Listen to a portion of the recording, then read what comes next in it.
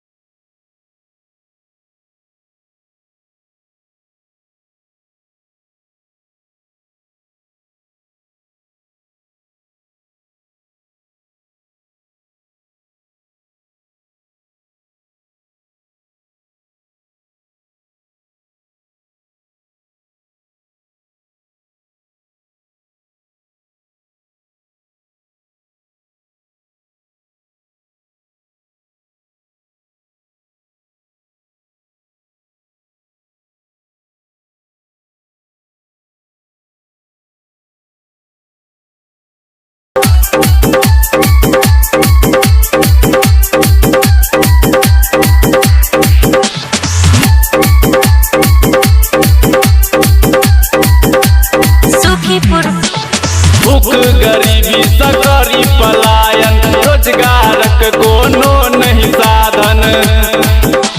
भूख गरीबी सकरी पलायन रोजगारक कोनो नहीं साधन। शिक्षा चिकित्सा भेल चौपट शिक्षा चिकित्सा भेल चौपट।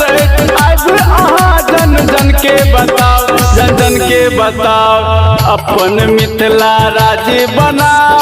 अब अहाँ जन जन के बताओ अपन मिथिला राज्य बनाओ। अब अहाँ जन जन के बताओ।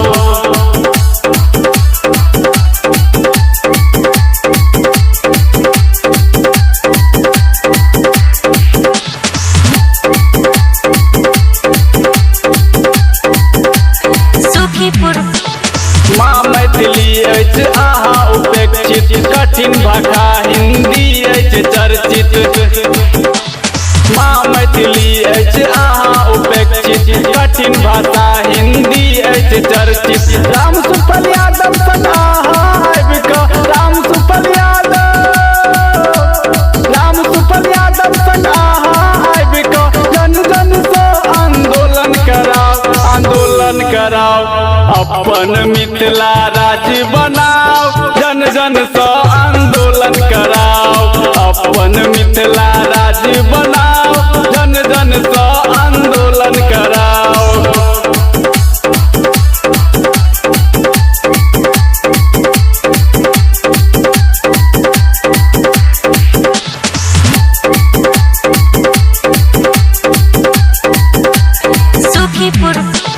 राम सुफल यादव राष्ट्रीय अध्यक्ष, अशोक गुप्ता उपाध्यक्ष, सुधीर झा राष्ट्रीय सचिव, बीरबल यादव महासचिव। जन मिथिलांचल